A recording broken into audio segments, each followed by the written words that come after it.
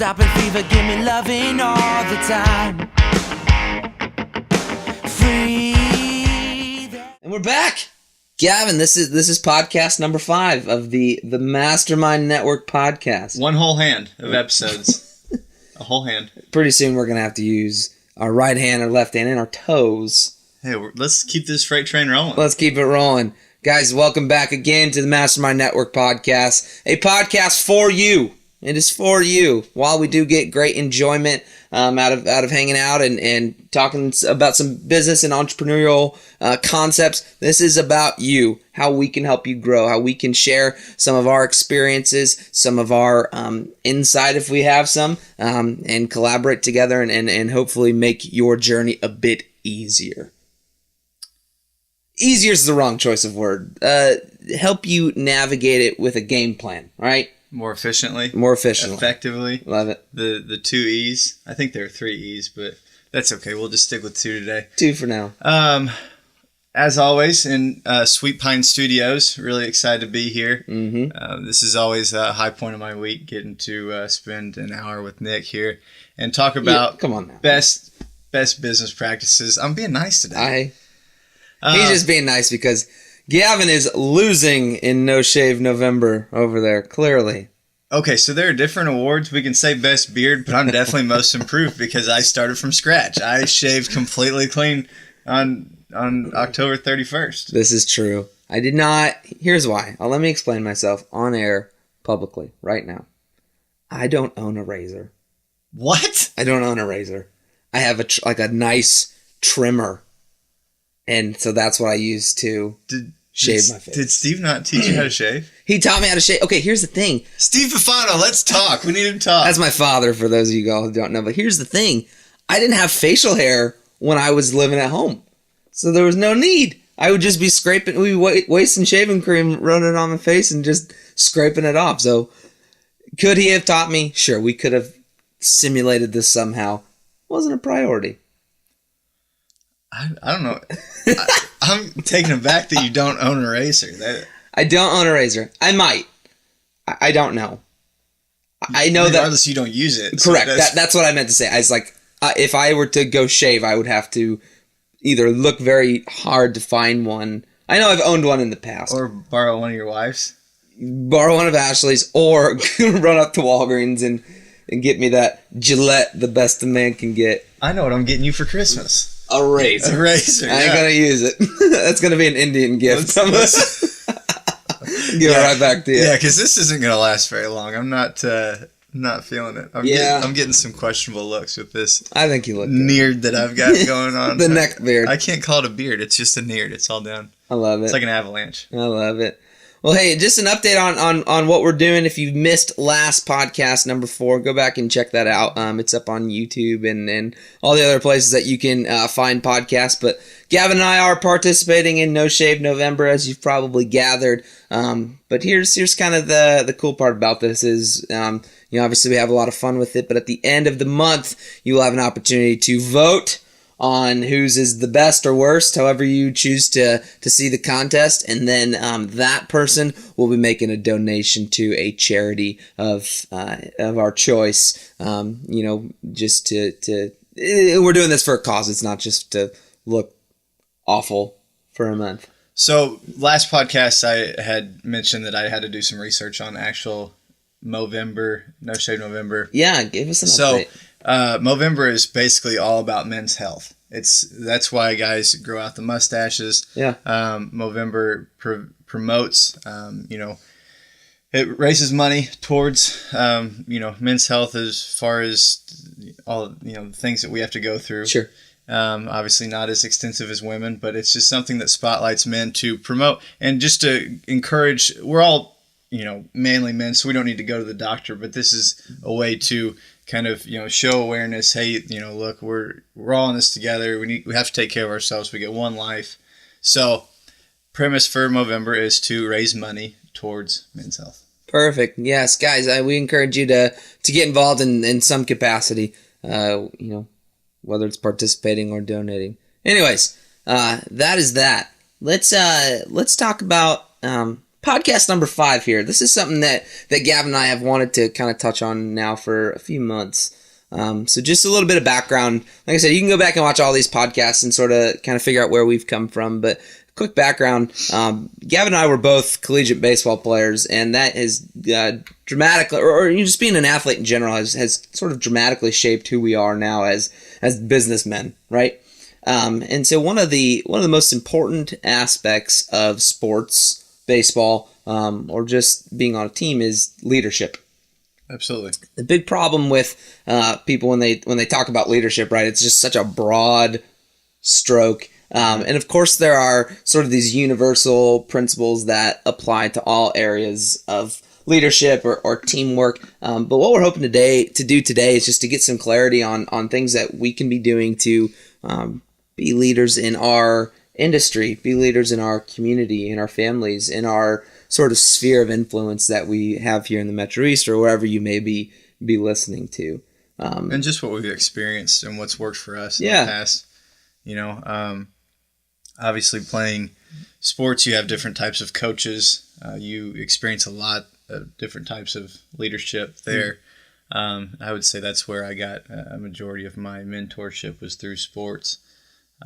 But then, you get out in the working world and you have different types of bosses. You become a different type of boss. You become a different type of team member per, your responsibilities. So it's definitely something that comes into play more often than what you think about. Absolutely. And I think a misconception too is even if you're not in a specified position of leadership, in your respective role, you are still, somebody is always looking up to you. You're always at a level that someone else is trying to get to or striving to get to.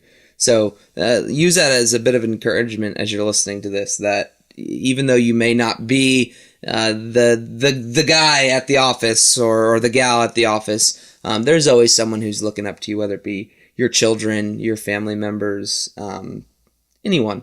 And so to think that you're not a leader in some capacity, you're wrong. You are. Anytime you come into contact with someone, you're impacting them in some sort of way. Right.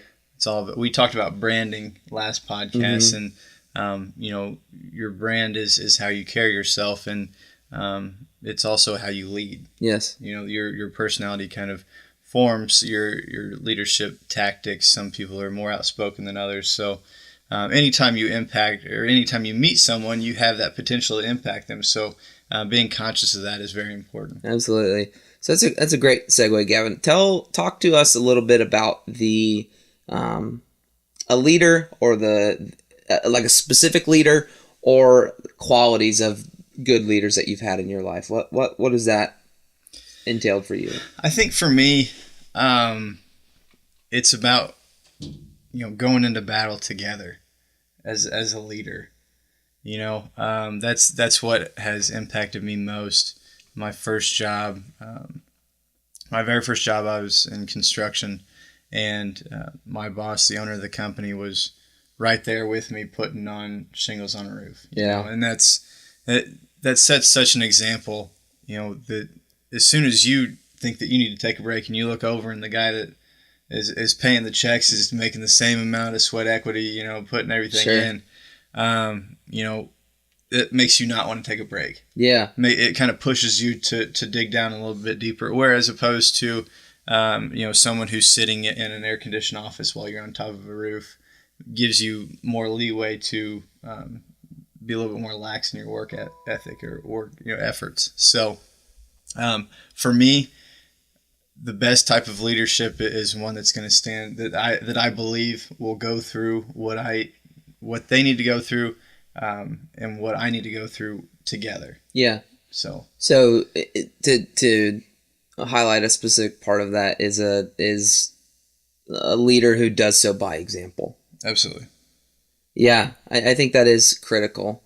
I also think that there can be another form of that as well, of a leader who has done so by example time and time again, so much that he's earned that right to no longer have to. Absolutely.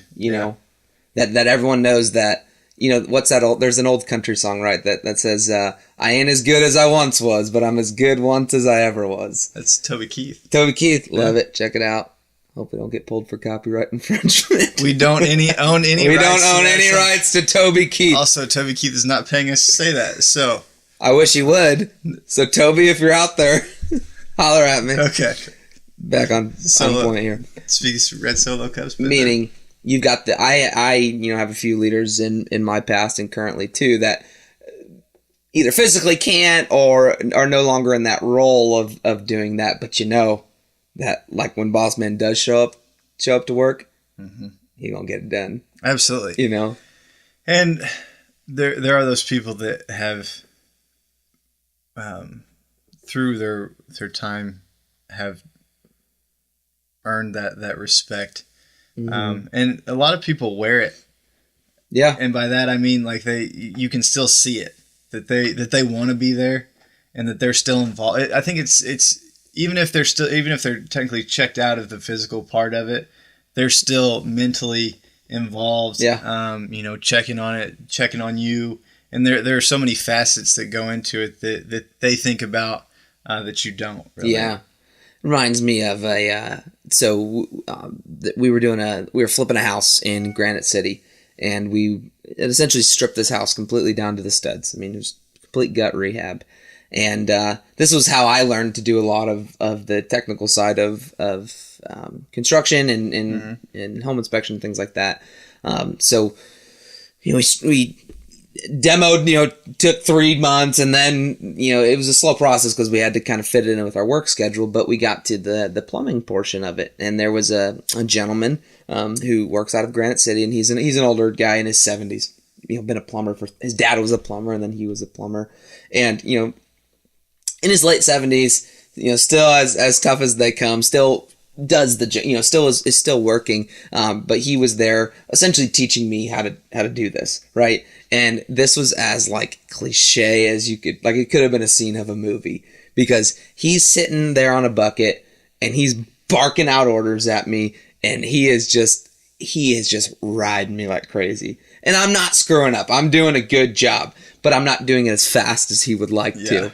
And so he would curse me out, and he would say, while you're sitting there gluing that piece down, I'm 6 pieces later and I'm on to the next job and you're still here. He's just, relentless. And then 4 o'clock hits. We're best buds. Hey, great job today, man. Everything's fine. But when he did that, I knew that was his style, his sort of this old school mentality, like, hey man, that's how I'm going to show that I love and appreciate you, is by yelling at you and giving you a hard time and pushing me better. But that was a great example of, obviously, a 77-year-old man isn't going to work as fast as he once did, but he immediately had command of the situation. It wasn't like he was exactly saying, hey, here's the work, I'm going to step away and go do this. He's sitting on his bucket yelling at I'm gonna watch you. 23-year-old punk kid. And you have teammates like that too, right? Yeah. I mean, and you play against people like that during the duration of the game, they're 100% locked in. And you can have team members that way too, that push you. You don't just have to be a boss to be a leader. Yeah. But then as soon as work's over, everything else is forgotten about. They don't carry it over. And I think that's also a sign of a good leader, is they don't hold grudges, or they don't, they see the work for what it is, and they appreciate it whenever it's done. And they're not going to be bitter about, you weren't 6 pieces ahead, right? Right. You were doing it to the best of your ability. And as long as you're performing to the best of your ability, leaders see that and it can appreciate that. And even though it's not exactly how they would have done it, good leaders still acknowledge that and are satisfied with it. Yeah, that's important. There's a quote, and I don't know who has said this, but I've heard this multiple times, is a good leader is one who knows the way, goes the way, and shows the way. And I think that those 3 statements really are a great sort of holistic view of what a leader is, right? So a leader knows the way, right? as a leader, you have to know how to get from point A to point B. Otherwise, you don't belong in a leadership role. Right. If you're leading people forward, hopefully not backwards, you need to know where you're going, and you need to know the best way to get there. Right? So knows the way, goes the way. What we were talking about previously, being an example, doing the work, and delegating the work, who does the motion, and then who shows the way too. That's a really key aspect of it too, right? Because if I am underneath leadership who has not inspired me or has given me opportunity to catch hold of the vision, I'm not going to perform the way he or she expects, but I'm certainly not going to perform to the best of my ability. Right. Because I don't have any vision of where we're headed or what we're doing or why this is important, unless that leader puts that in me, or we put it into the people that we're following as well. Right. Like, hey, so some of the guys that we're training to be home inspectors, right? It's a long process. It's a 1.5 to 2 year process to build your business to something sustainable. And if you don't keep reminding those guys or gals, hey, you have the opportunity to make 6 figures, have freedom of time, freedom of finances, and the ability to create whatever you want. If you don't inspire that vision within them, there's no way they're going to endure 18 months of intensive study and going through a test that everybody fails. Yeah. Unless that inspiration piece is put in front of them, and I think that's really easy to miss because you get so bogged down by the grind of logistics of a project or a company or an organization, And just to kind of piggyback off that, I think that, so your process is a very long process. That's long to be locked in, So as a leader, if you're not wholeheartedly into it, it's going to be extremely difficult to keep the people beneath you motivated to stay locked in for that long. Yeah. It's extremely difficult to lead whenever you're not interested, or maybe your heart's in a different place at the time. As soon as you kind of check out, things aren't going to run themselves. Yeah. You may have built a great atmosphere, but that atmosphere depends on you too. Absolutely. So even if I think that if it's something where at some point you're going to build a sustainable business, and then it's your time to get out of the home inspecting side of it, right? But you still want to keep this atmosphere. You have to train those people vigorously to make sure that you can leave that with someone you can rely on, and that's going to continue that same atmosphere that you have built right for the last 2-3 years, whatever. And this is a good point. I hope that we're able to weave kind of a theme through these podcasts too, right? So we're always talking about scaling your business and growing bigger, or thinking through that too. At some point, for those of you listening, you're going to need to transition out of your role in order to grow bigger. And in order to do that, you have to replace yourself. In one sense, you have to find someone who can do your job, and then someone to fill in.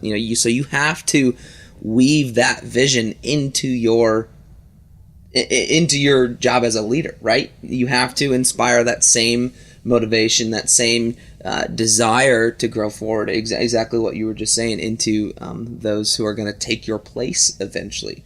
Especially us as entrepreneurs, right? You and I have spoken pretty openly about how we want to retire when we're 30 and 35 respectively. In order to do that, someone's going to have to be doing work somewhere, right? And it's going to have to be done underneath us, and you guys listening as well. A lot of you are already on teams or have a desire to build a team or build more producers around you. This is important. This is important because I heard my pastor say one time, and it was kind of an interesting concept. We were talking about ways to help the church thrive, and he said, amazing ideas in a bad culture will never work, but okay ideas in an amazing culture will thrive. Absolutely. Meaning, your idea could kind of be, okay, we'll see if it works. But you've got a team that it will do whatever it takes to implement it and do it with excellence and do it with passion and with purpose. You're set up for success there. Mm-hmm. And then, of course, the win-win situation would be the amazing ideas paired with the amazing team culture and leadership. That's when great things happen. Well, you can relate anything in sales to sports, right? Yes. I mean, you look at the Bulls in the Michael Jordan era. It starts with Phil Jackson, and it moves on down. Mm-hmm. And it seemed as if it's not Michael Jordan's team, right? But he's the leader on the floor. Phil Jackson came up with a great way to implement everyone in together, obviously, and you have two immediate different forms of leadership right there. But as soon as you get everybody on the same page, you win 5 rings in 6 years or whatever it was. I mean, that's crazy. The proof, or the proof is in the pudding, right? That's 100%. You can see the process, you can see what they went through, and you can see once they had all the pieces together and clicking on the same cylinder. I mean, that's whenever you're going to do great things in business and life in general. Sure. Good. So now that we've kind of set some parameters on ideal situations, what are some practical ways to start putting these in place? So just to recap here, we've talked about inspiring vision, being an example within your respective leadership role, and then replacing yourself and creating that culture of excellence in pursuit now. So let's say someone is not in that situation, right? Let's say you're a team leader. Mm-hmm. Pick whatever industry you want, doesn't matter. What are some things that, from your experience or our experience, that are things that person can be doing today in order to become a better leader? Stop looking at the numbers and start looking at the people. Yeah. So say it again. Stop looking at the numbers and start looking at the people. Okay. Because the second that your numbers drop, there's something going on. Yeah. And you need to, and there is such thing as over management, being too involved. Mm-hmm. But the second that you've been producing at a great rate, and then your numbers drop, and then you start numbers. You didn't have a numbers issue before, mm-hmm. right? So even if it's seasonality, you still expect that. But if their numbers are lower than what you expect, you need to go back and see what's going on in your office or in your team, because someone is having a rough time, or someone's not using their time wisely. Sure. You just have to invest your time in your people, and then your numbers will bump back up. The numbers are an effect of the cause. 100% a result, yeah. It's a very interesting point, too. So Mark, my boss, as a lot of you know, has been talking to me a lot about parenting, right? Someday I'll be a parent. But he was talking about the way he speaks to his grandchildren, right? So if they get an A on a exam or a essay or whatever, anything, he doesn't celebrate the A. He doesn't say, great job, you got an A. He doesn't put an expectation on the result. What he does is he tries his best to celebrate the journey, the work that it took to put in the A. So they say, Grampy, I got an A on an exam. Great job. You worked very hard to deserve that. I'm proud of the hours that you put in of studying and practicing and teaching. And so I think it's especially in a results-driven world, right? Mm-hmm.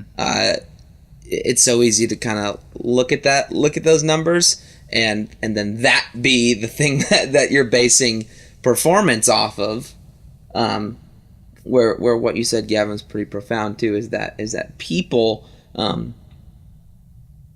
inspired, encouraged, and equipped properly, the results will take care of themselves in one sense. Mm-hmm. Look, if you're a leader, if you're a boss, you got there somehow. Sure. Right? You deserve to be there. So the second that things, and once you're a leader, then you have to have your other successes. Then you have to start producing. Your team has to produce, and it's all kind of a domino effect. So, I've seen and I've witnessed, as soon as you throw one wrench in a gear, right, it affects everything around it. Right. The atmosphere that you've worked so hard to build is now decaying, right? So, you have to invest your time in people. Yeah. That's all there is to it. To me, it's very simple. Whenever you're competing against each other, when you're encouraging each other, and another thing as a leader that I really want to touch on today is to be an adaptable leader. Yeah. Not every single person is the same. Not every single person is going through the same thing. Not every person responds the way that you may think that they should. Certainly. Coaching, same thing. Some things work with some kids and others don't. So you have to learn, as a leader, you have to learn to read people. You have to read your office. You have to read your team. You have to look at your numbers. There's a lot of responsibility that comes with that. So it's not just, are you producing? It's now, are the 3 people under you producing? Mm-hmm. They're producing, but are they producing at a high enough rate? Sure. And if they're not, how can you encourage them to do so? So yeah, great. So to reiterate, a practical tip for today is focus on people, not numbers. I think another thing that's important, kind of number 2 here, is to take time to clearly explain the vision and to explain expectations. Yeah, it sounds kind of like duh, but at the same, like, you would be amazed at how many people don't get the clarity they need from authority or from their leadership, and then are kind of left to kind of figure out the pieces, and then they feel a little bit abandoned, and then of course whenever they don't meet an unspoken expectation, that's when tension and that's when this animosity, you know what I mean? Take a moment, take like a Monday morning, just take 20 minutes and just kind of gather everybody and say, okay guys, here's where we're at. Here's where we need to be for this week, and here's why we're doing this. Mm-hmm. Is there any questions?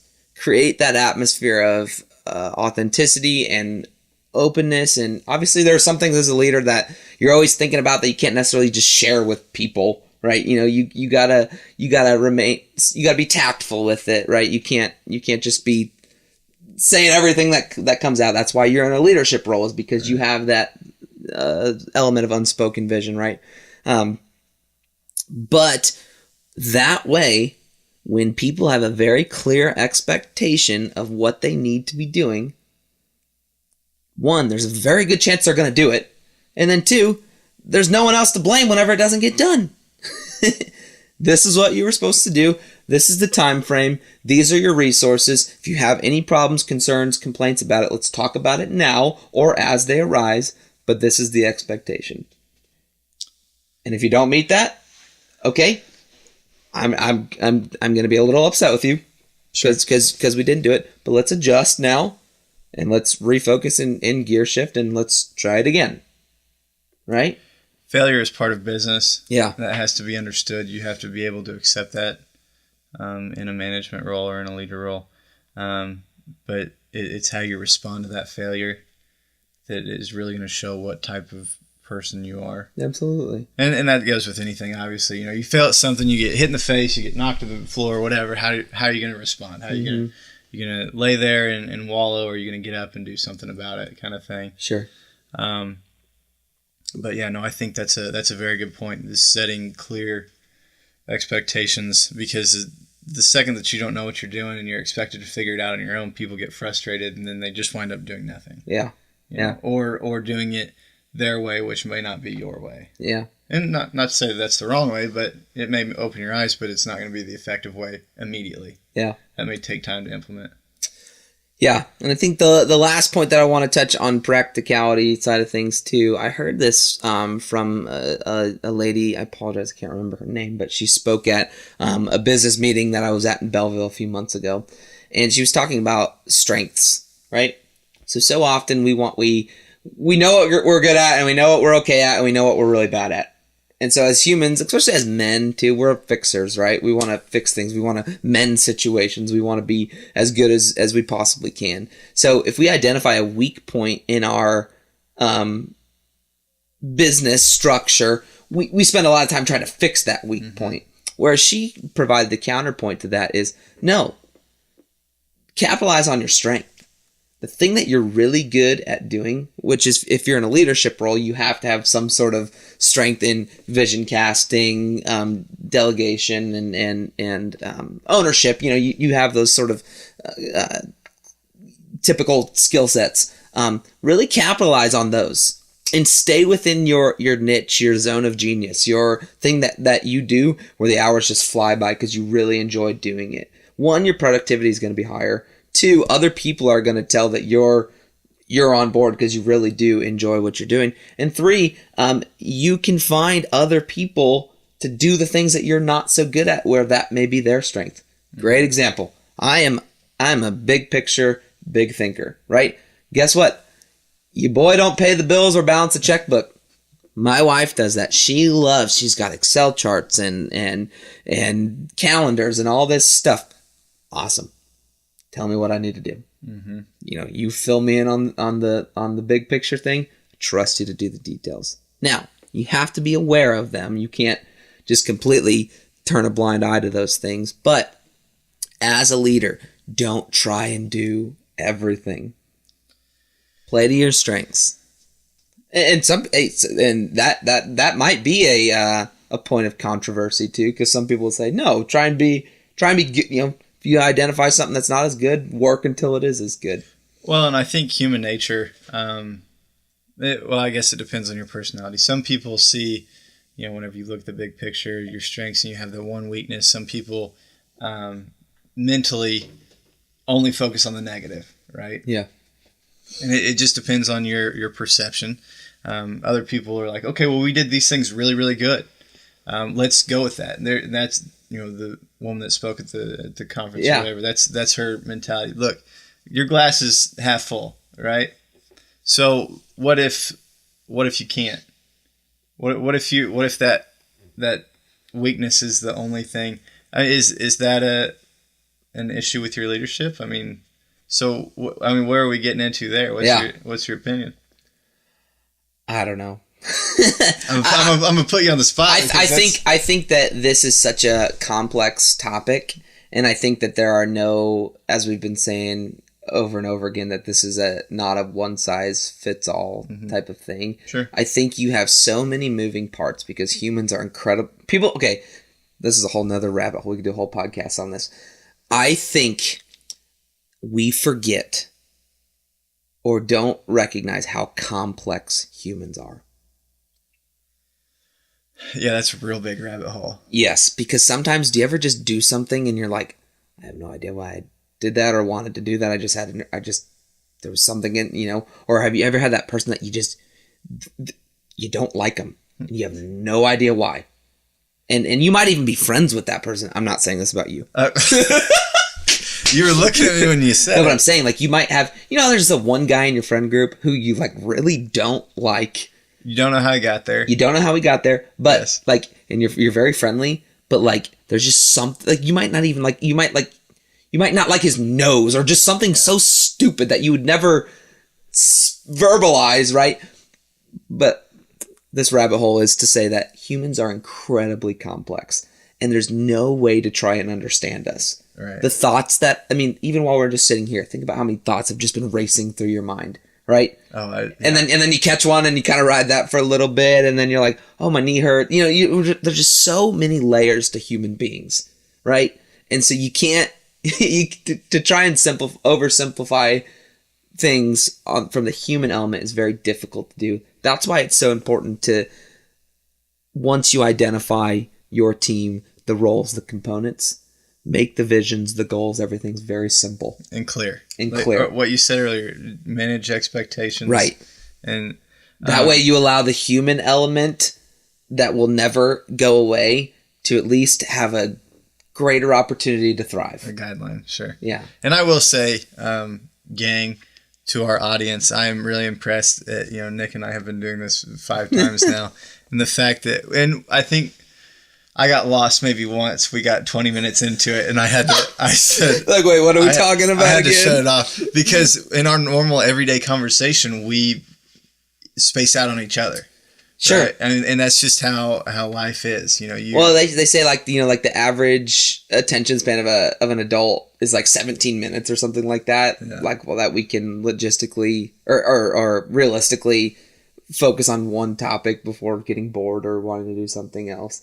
Humans are so complicated. One of my favorite podcasts to listen to is the Joe Rogan podcast. The reason I love it is because he explores those into human mind and those like rabbit holes that no one wants to talk about because they're like very odd or embarrassing or whatnot. And I love that. I love the way we're created in that sense, One, Joe Rogan is very genuine, and that's Yes. another characteristic of a great leader. Yeah. I think showing you can fake it, but people read right through it. Absolutely. So going through and genuinely wanting to help your people, your teammates, whatever it may be, is something that people don't have. People have a very short attention span for ingenuine.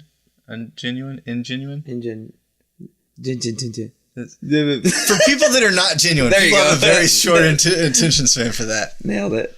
Nailed it. Yeah. Okay. So let's kind of wrap a bow on this, Gav. So we've talked about what it takes for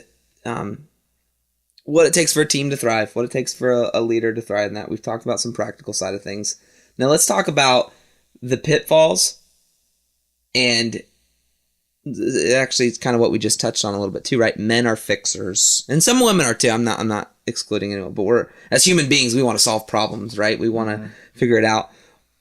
And so if we have a weak point in our team or a weak member of our team, right, my natural instinct, especially as a people pleaser, is to try and raise them up and get them to be a part of the team. When do you have to recognize that there is some toxicity on your team and you got to get rid of it? Where's that line? You know what I mean?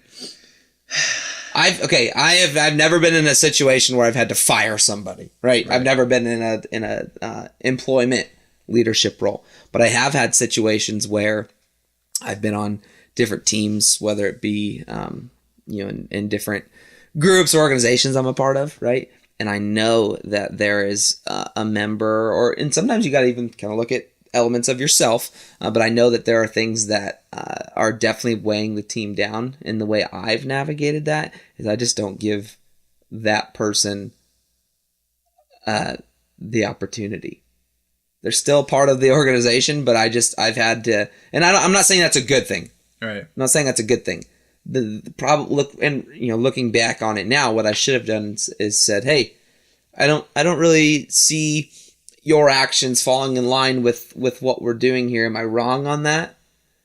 Put it in their lap, and then I should have cut the cord on a lot of it. You know what? That you took the words right out of my mouth. You can help people get out of their own way. Yeah. And then in turn get out of your way. Mm-hmm. Right. A lot of times people know that they're not happy. People know that they're not being a good team member. People know that, what they're doing is not best for them at that moment, but people are so afraid of change. So sometimes it takes having that difficult conversation. Hey, haven't been producing. Is something going on? Is there anything that I can do? Right. No. Well, if that's kind of where we're at, this may not work long term. Is this something you're sure you want to do? Sure. And have that difficult conversation. I think giving people a chance, mm-hmm. Giving them an opportunity to fix things. And then I think second chances are very important. Absolutely. You fall into a funk of life and things happen. And sometimes it takes getting that brought to your attention to get out of said funk, or to realize that this isn't what they need to be doing. Yeah. So, I think that's where I stand on that. Helping them realize where they're at. Yes. My personal opinion is there is in life, and this is a very cheerful way to look at things, and it's not always the case. In my opinion, there is zero room for negativity in life. Zero. And I know that crappy things happen all the time. I get it. So even if you have to fake being positive, and to me, that's so much better than negative things. That being said, there's inevitably going to be the excuse maker on any given team or any leadership role. That to me is a little bit different than someone who's underperforming. The excuse makers, the finger pointers, those sort of thing. I have a hard time with those people, and because I don't see it. Even if the excuse that they bring to the table will help the team because it identifies a weakness, I would rather get to that problem and that issue via positivity than negativity, because I think the consequences of negativity far outweigh the area of the problem that is weighing the team down. Does that make sense? It does. Imagine phrasing it like this. Okay, so let's say you've got a big presentation you've got to put together, right, for a client who's potentially going to source your business to do a project, right? So you're in a team of 6 people and you're putting together a presentation, and there's the one guy or gal in there who keeps saying like, "Oh my gosh, I just don't see how the numbers of this are going to work. I just don't see how we can get the manpower for that price," or blah blah blah, whatever, right? And so the attitude of everyone just drops down. What if that same exact situation was phrased like this? Guys, I love where our head's at right now. However, I think there's an opportunity to kind of reshape how we're going about this funding a little bit. I think that we could kind of do, maybe have an opportunity to cut some cost here in this portion of it so that the whole project, you know what I mean, can be successful. I think just that slight shift in wording, instead of calling things a problem, call them an opportunity. For some, that works. Okay, yeah. For others, they need to hear that there's a problem, and they need to, because again, some people are fixers, right? But then some people need to be coddled into it. And coddled is a very strong word for that. Yeah. But eased into it, kind of, hey, it's okay. It's going to be fine. Yeah. And we're going to get through this. And then there are other people that need, hey, look, you're not doing it. Get it done. Yes, I think I 100% agree with that. I think what I was speaking on is that at least present the problem as if there is a solution, or we will find a solution, right? Okay. So if you say, guys, we're not going to get this funding, we're not going to be able to get this funding for this. Yeah. Guys, I'm not seeing how this is going to work. We're going to have to figure something out. I think it can be done. You know what I mean?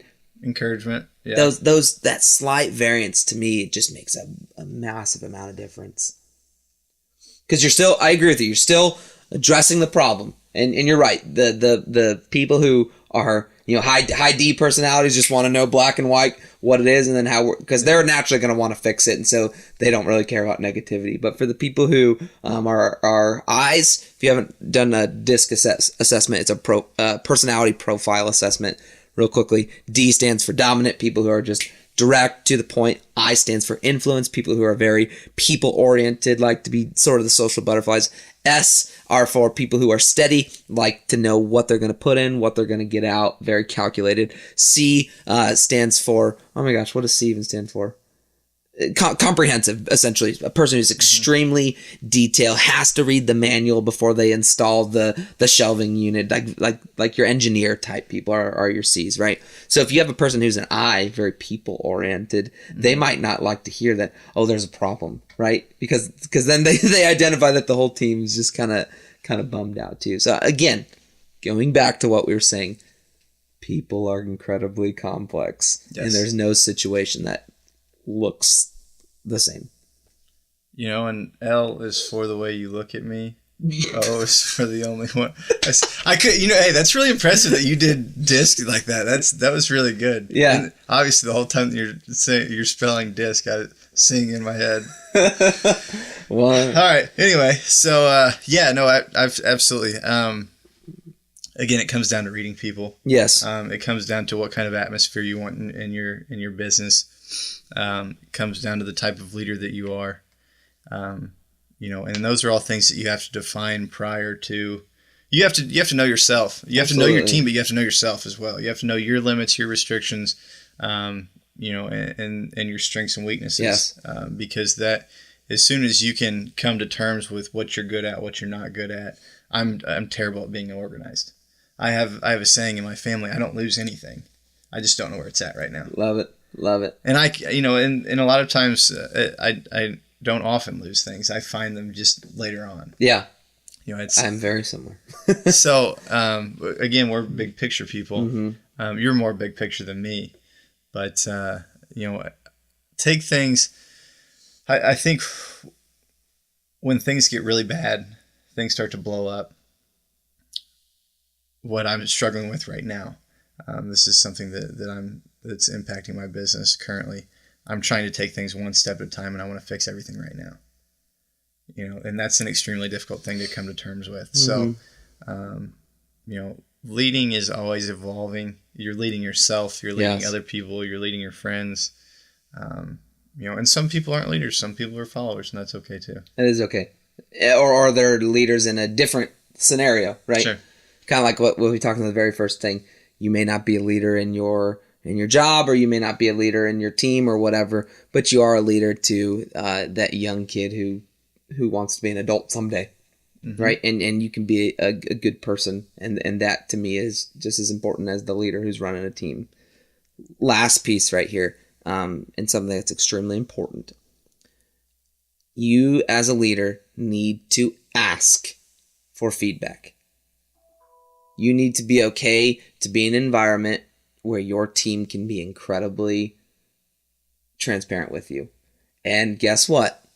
It's not personal. Mm-mm. It's even if their comments are sharp and you're like, where is this coming from? Why didn't you tell me about this? I've dealt with this recently in a situation where someone was not happy with the way I was communicating with the team.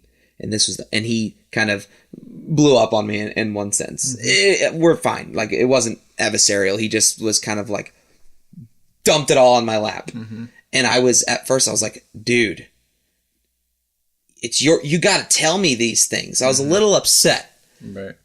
But then I had to come back and take ownership of the problem. And I said, okay, you can choose to be upset with this individual for not telling you that people are unhappy with this, or he's unhappy with this, etc., etc.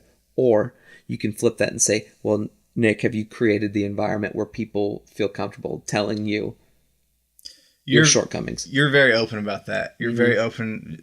Whenever you and I first started being friends, you basically told me, hey, if I'm ever out of line, if you think that you have permission to speak into my life. And that's something that I never really had a friend do, openly like that. Mm-hmm. There's some friends where you're like, okay, I've got to have this conversation, but it's not. You and I have very many open conversations that we speak openly on. Like, I think my beard looks better than yours. Sensitive topics. Mine is obviously better, but again, you cheated. I'm just being open and honest with you, man. I'm making excuses that your beard is better than me. Is there a solution? Can you present this as an opportunity? Yeah, thanks a lot, Dad. Oh my gosh. Great. Sorry, I didn't mean it. That was very good what you were saying. I didn't mean to interrupt that. Help me out, because I lost it. You're just talking about creating our friendship. We established that we're going to be real with each other. Being open. And I could speak a whole podcast about constructive criticism because it's something that I'm better at, but so terrible at the same time. Yeah. Because I don't like to be wrong. That's my personality. I hate being wrong. And, people that come in and challenge that, it's taken some time and I've gotten much better about it. And coaches, I mean, we will have a baseball podcast. We will have an entire baseball podcast where we relate baseball to life. Put your ball caps on, folks. Because that's, we may even have a special guest. We have to get a guy over. But, a little green. Yeah, green. Huh? He's a little green behind the ears on the green, podcast, little too. Chase Green. But, being so vulnerable it is difficult. And to have someone that will straight up tell you how it is refreshing and at the same time extremely intimidating. My one saying that I absolutely despise is, it's just business. It's not personal. Or it's not personal. It's just business. Not true. It's just like saying, hey, it's not you, it's me. Yeah. Obviously, it's not me, it's you. I don't like you. But the whole premise of what we're trying to create here, what we're trying to do is you should take what you do very seriously. And it should be your vocation, right? It should be a natural act of what, like we've said millions and millions of times, right? I didn't aspire to be a home inspector, but I did aspire to lead people and to create abundance for people. And this just happens to be. So yes, I take this very, very seriously. Same with you. However, you have to be able to compartmentalize the different aspects of criticism or adversarial things that your team is saying at you. They're not attacking you personally. This is a personal thing that you may own it personally, but you have to understand they're not attacking your character. Right. They're attacking, or they may be, but depends on how they present it. It's all about wording, Right. People that are, and you want people that are conscious about that. People that aren't going to be, just brutal, and you want people to present it in a, and that's just common practice. Present things in a way that aren't don't kill the vibe. Aren't attacking. Yeah, just don't kill the vibe. Be open and honest with people, and that's the way that it'll be received. I think as long as there's a lot of mutual love between. Yeah. Because eventually, I mean, you work with people long enough, there's a respect and mutual love, and that's... Sometimes you spend more time with them than you do your family sometimes. That's why they call a work wife and a work husband or whatever. Those are real things. Your wife says, I'm your work wife, but... I am not going to go down that rabbit hole. That's false. Ash, that is not true. You are my one wife. I am the husband, actually. Oh, goodness. Yeah, this is a good place to wrap up. Speaking of vulnerability and openness and honestness, honesty, we are looking to continue to grow this podcast, and part of that involves you guys letting us know how we can be of more value to you. So whether that's a like or a comment or a subscribe or just anything that to help get involved, help grow this. We do feel we're presenting topics that might not get talked about on a just a normal basis, and so I think that opening ourselves and yourself up to these conversations is only going to be beneficial. So please do what you can, do your part in spreading this podcast and letting us know how we can improve, because that's our goal. We don't want to just, while it's fun to sit here and talk for an hour, I would rather make sure that we are catering to you all as our listeners. We need you. We're only as good as you. We need you. Yeah. We, things that we want to hit on, we want you to be interested in what we're talking about. We don't want to just come up with topics out of the blue. So please, feel free to, if we have a live broadcast maybe before, hop on. That'd be cool, just to show a little bit of love. He's calling you out. Hey, look, I'm being open. There you go. Setting expectations. Yeah, we need your guys' help. So please, we want to share the love, help us spread the love, and keep on rocking. Things are coming up on the end of the year here. Everything's getting slow around the holidays, but push through that. Push through the winter gloom here. Yeah. With bad weather, but whatever we can do to help, please feel free to reach out, because Nick and I definitely want to be a part of your lives as much as possible. Certainly. Have a happy and safe Thanksgiving as well. Eat lots of turkey, take good naps, watch good football, all that good stuff. So until next time, it'll be probably the week after Thanksgiving that will be launching our next podcast. So be safe, enjoy your family, and until next time, We're out. we out. Bada boom.